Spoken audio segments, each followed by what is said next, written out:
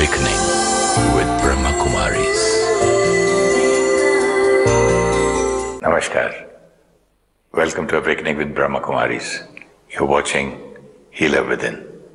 Namaskar, sister. Om Shanti. Welcome to Healer Within. Thank you. Last time we were talking about meditation and relationship with the Father, the Supreme Soul, and also telepathy. But telepathy we can do anytime, anywhere. It happens so many times naturally without our even thinking, without any hard work on it. But in meditation, there is definitely a place, there is definitely a fixed time or a better time. Why do we have to find a time and place to speak to my Father? Telepathy can be any time. When I told you last time, I just thought of something and my wife made that for breakfast. Right. It was not done purposely. Connecting to a wife, I have the consciousness I am a husband. My connection is there with the wife. You have the consciousness I am a father. Your connection is with your child. You have a connection, I am a master. Your connection will be with your staff. Connection with God. Why are we saying today that we sit to remember Him? We take our time, effort, place, everything, and yet the mind wavers to somebody else. Because before connecting to Him, it's important in which consciousness I am sitting. What is my consciousness? My mind will go there. Because consciousness, so will be the thought. When consciousness is, I am a body, I am a father, I am a husband, I am an actor. From this consciousness, all the thoughts where you will get connected, it's like, which is the frequency. So you mean to say that if I am a body, if I am sure about it, and my consciousness is a body consciousness, so things happen automatically? No. Things don't happen automatically. Your things will automatically go to things connected with it. This is my frequency. My frequency is body consciousness. I will get connected to everybody who's connected with my bodily things. Easily? No, naturally, because they're on my mind continuously. That is the frequency that I'm tuned to. If I have a radio here, the transmitter is there. Which signal do I catch? Where I will attune the frequency. I will not catch all the other stations. I will only catch the station to which I will tune my frequency. Now there are other vibrations also. Let's say today we have 10 channels on the radio, or we have 100 something channels on the television. So what is happening? When I say 98.3, 93.6, 94 point, there's so many FM stations. So the frequency that I choose, I automatically get connected to everything that is being transmitted to that frequency. That time I will not be getting the other radio channels because I am not tuned to that frequency. Which doesn't mean that the vibrations of the other radio channels are not there. They're all there. They're all in the air. Whichever I will tune to, I will get connected. They're very close by. They're very close by. It's just one shift. Little here. Yes. One shift from this to the next, and this signal will break and I will get connected to another one. Similarly, when our consciousness is body consciousness, because it has been since not just this birth, but since Copper Age. So 2500 years of body consciousness, role consciousness, relationship consciousness. This is my frequency. So I am very easily connected to everyone related to my role, body, responsibility. I will think of my physical health, I will think of my relationships, I will think of work. All that will come to my mind. I will think of, like you had said earlier, even the people who I don't get along well with, everything that is related to body, roles and relationships. God, even though He's in the air, which means His vibration is here, I will not get connected to that, because for that I need to change my frequency from body consciousness to soul consciousness, because He doesn't have a body. It's a soul-to-soul connection. He is egoless. I have to get connected to Him. His vibration is there. I just need to tune my frequency to connecting to Him. So before connecting to God, first thing I have to connect to myself. myself here.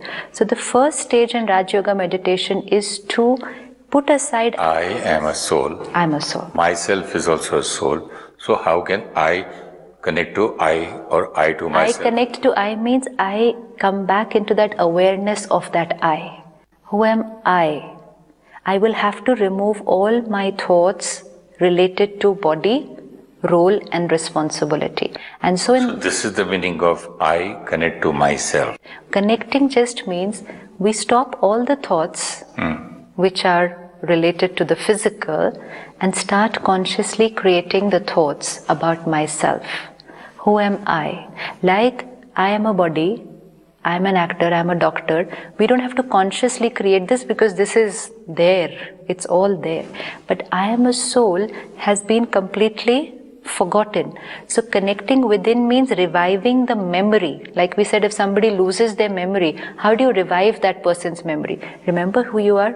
Remember who you are. Keep giving them that thought. You are this, you are this, you are this. I have to give myself this thought that I am a soul. I am a pure soul. I am a peaceful soul. This is self-reminder.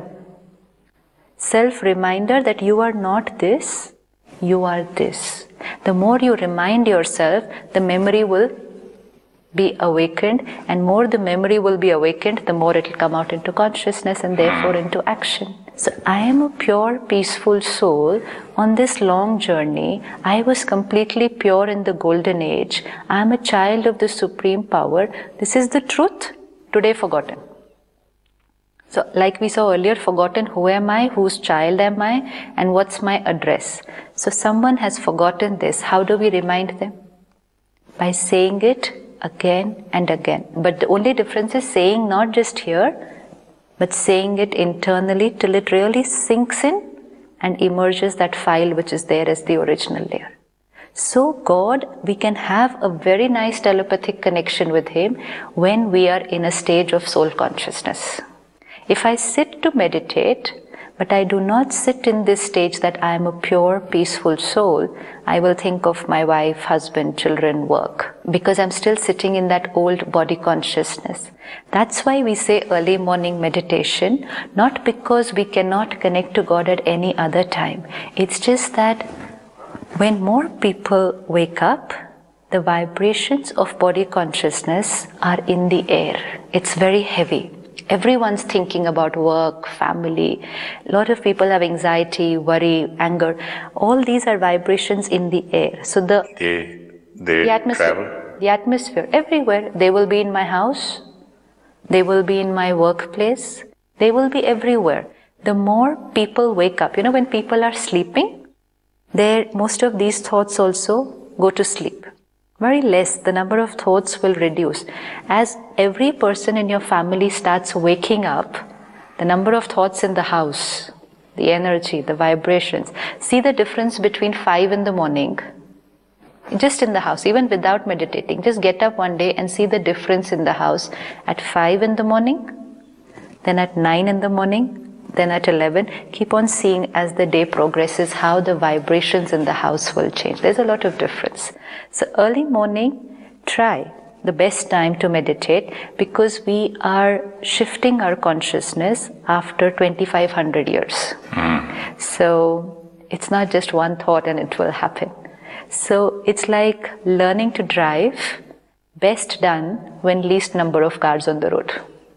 Yeah, also people say the best time to get oxygen and ozone early morning. Absolutely. And best time to walk just before sunset. All those things are there, no? Yes, makes a lot of sense. Best time to connect to the internet when most of the people are not connected. You get good connection. Why?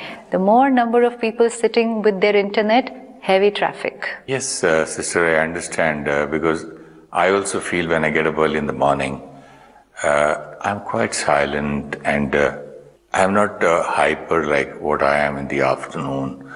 Neither am I in a hurry to rush somewhere. Usually when I get up late, I have to do too many things in that particular time. Absolutely. Within half an hour, get ready. Within half an hour, talk to people. And then you're also upset that you're already late. Here, when I get up in the morning, the only thing which disturbs me or distracts me from meditation is go back to sleep. True, yes. Otherwise, it's quite silent and yes, there is no noise around the society. Is what else? The buses are not there, the cars are not there, the school buses. Yeah, it's much better, yeah. Like the buses and the cars are not there means the external noise is not there. And what we're not aware is also the internal noise is not there. Yeah. That's why we feel that silence. Because internal clutter, the noise of people's minds, is more disturbing than the noise of a car or a bus, which we're not aware of. Like you said, the only challenge that comes is sleep. That's the only thing. We might feel like falling off to sleep. Going back to sleep again, why? Okay, after half an hour. True. And sometimes while meditating, we may doze off to sleep. You know something? Sometimes when I tried, I used to cheat. I said, okay, I'm going to have meditation while sleeping today. Let me lie down and do it. You know, Right. They say that take any comfortable position. So this is very comfortable for me. Okay, I'm lying down and I would just doze off. Absolutely. That doesn't work. That doesn't work. And that's why, to make that even easier, in Raj Yoga meditation, we try, even though we have another habit, but yet we develop a new habit of meditating with eyes open. Because, like you said, one, the risk of falling off to sleep is very, very high.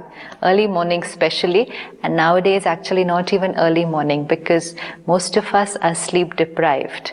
So if we sit at any time if we create a nice environment and sit and just silence our mind, see what happens. The brain, when it is getting this silent mind, it doesn't know whether this is meditation or this is sleep. So the signal that's coming is of a silent mind, and for so many years it's got that this signal means sleep. So you just doze off to sleep, especially because you're short of sleep. Most of us are short on sleep. So we tend to fall off to sleep. Even when I listen to devotional songs, or go for a little closer to nature, silence, prayer meeting, I feel so nice and light. The moment I feel nice and light, I go to sleep. If you close your eyes. Now if you just take care that if you don't close your eyes, because see the signal that's gone to the brain, eyes closed. When do we close eyes? When we have to sleep. Mind getting silent. When does that happen? Going to sleep. Two signals are going. Close eyes, relaxed body, mind getting silent. This is sleep. And that's why. So now, whenever you're doing anything like this, prayer, meditation, just listening to nice music, if you don't want to fall off to sleep, the simplest way is don't close your eyes. If you don't close your eyes, never fall off to sleep. Never fall off to sleep. And the other thing is, meditation is a very simple technique of just remembering God. Conversation with Him, internal conversation. We remember so many people in the whole day. We never close our eyes for that. You remember your child right now? You don't have to close your eyes right now. Sister, when we remember anybody in the daytime or while working, at that time you're not looking at anything. Your eyes are open, but at the same time you're not looking or concentrating on anything else except there. Yeah, so you don't have to, no? So why do you need to close your eyes for that? If you were sitting here like this now, and let's say... Probably it's easier to imagine something better while closing eyes. Actually, the mind wavers off when the eyes are closed. Concentration is higher with eyes open. This has to be but experimented with. And the other thing is, we are used to doing it with eyes open with everybody else. So why not with one more, with eyes open? And because this meditation or connection with God is not going to be for 10 minutes, 15 minutes, an hour. It's something that eventually I'm going to build up and will happen with me anytime. I can just remember Him while I'm driving my car. I can remember Him while sitting like this and working. So am I going to close my eyes every time?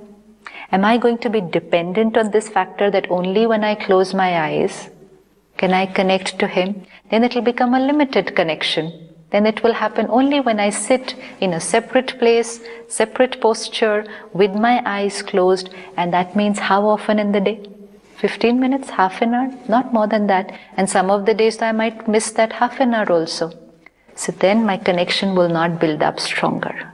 So no dependencies, no fixed rules and regulations that meditation has to be here, sitting like this, sitting. No.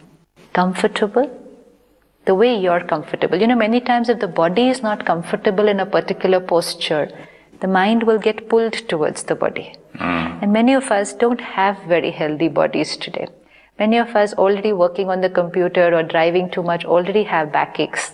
Now if I try to sit without a backrest for an hour like this, I might not be able to do it. Even our bodies are stiff. Stiff body. So if we try to sit, yes, if we can do it, it's excellent. It's excellent because it is a very accurate posture, alert posture, that we are cross-legged, back absolutely erect, and this is alertness.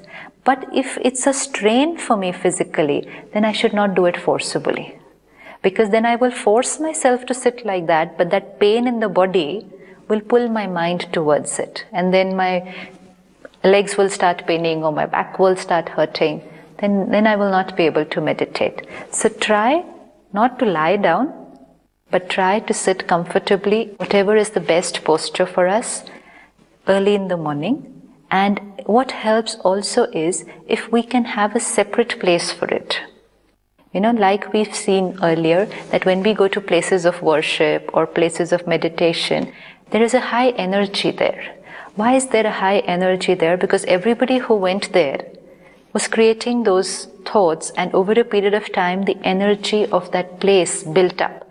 Once the energy of the place builds up, anyone who goes there is able to do it much easier.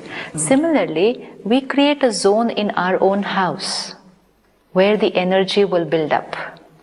So over a period of time, that will help me and that will help anybody else who sits there also. So if possible, create a little square space anywhere in your house, anywhere which is separate from, and definitely not on the bed because vibrations of sleep, preferably not in the bedroom where vibrations of sleep, preferably also not in the TV room. Because TV rooms have different vibrations where there's so much of television watching going on. There are all kinds of vibrations in that room. So a separate room, and if we don't have a separate place in our house, then it's good to do it outdoor.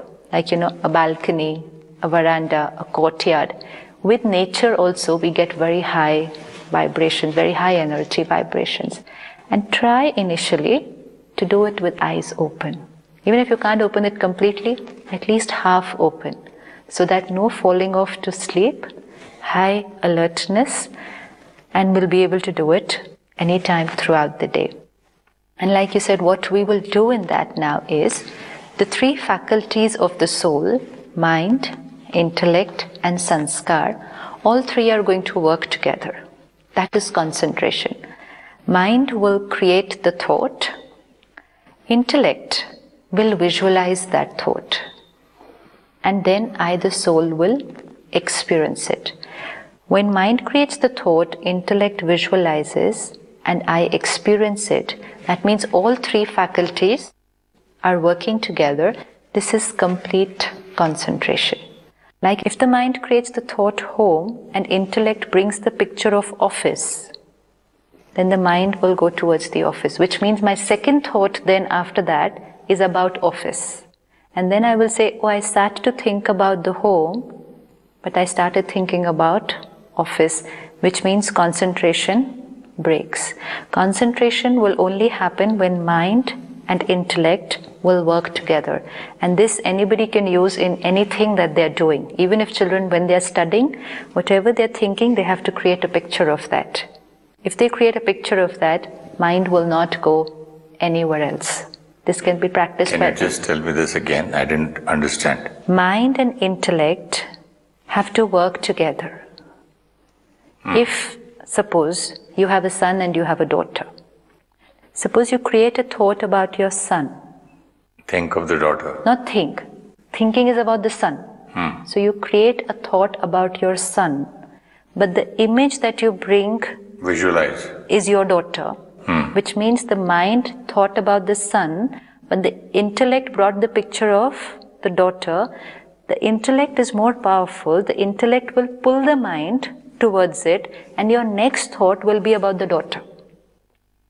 And then you will say, I sat to think about my son, but I started thinking about my daughter. Similarly, we sit to think about God, but our intellect brings pictures of family members, workplace, and then the mind gets pulled towards it. So when we are creating thoughts about myself, the soul, about God, about home, about golden age, we also need to take care that the intellect brings the picture of it. Gradually visualize all that so that the mind will remain in tune with the intellect and you will not go anywhere else. This will be concentration. So should we try it out right now? Sure, sister. Before we do meditation, we'll just do a little short 1-minute exercise, which our entire family who's watching the program right now should do it with us. I'll just give a few thoughts. Take those thoughts and start visualizing those thoughts. And we just need to take care that the mind and intellect, that is the thought and the picture, are going together. Okay. And let's all try to keep our eyes at least half open. We can just concentrate on a point, just if you don't want to waver here and there, choose any point, but keep your eyes half open. Just sit back and create a thought about your workplace. Let's get up, open the main door of the house, walk out, see yourself doing it. Take the mode of transport that you use to go to work every day. See yourself in the car or the bus or the train. On the route, look at everything on the way. I've reached my workplace. How does it look like from outside? The color of the door, the main gate, open, walk in. Look at the people there. Who do I meet as I walk into my room? My room, my cabin, my desk. Look at everything on the desk. Come and sit on the chair.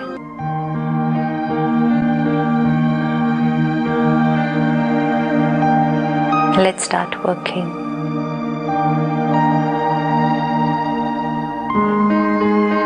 That's it. Could you see everything? Yeah, but frankly, I was feeling sleepy. That's why you're not to close your eyes. No, I tried my best. I was fighting and I could see myself going out of the house. Little disturbance, then again I went to the office, saw my chair, then I came back again to listening to you. It was not 100% concentration. I was here and there, but it was good enough. Yeah, but our pictures... Yeah, they were very clear. Were in sync with the mind. Yes, I did not say, when you said office, I did not go to a movie. Right. This is concentration. See, it won't be that 100% we are there. It's just that we were not thinking about anything else. This commentary does help. This helps, but finally, after some time, we don't need a commentary. Commentary is going to be, what was this? This was just thoughts. So we will start giving ourselves thoughts.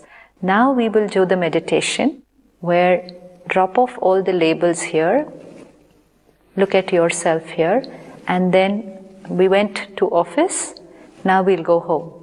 Okay. That home. See the home, feel the home, and like we met people here in the office, we'll meet him now. Okay. Okay? Don't keep your eyes closed. Bad habit. Sit back and relax the body. Comfortable?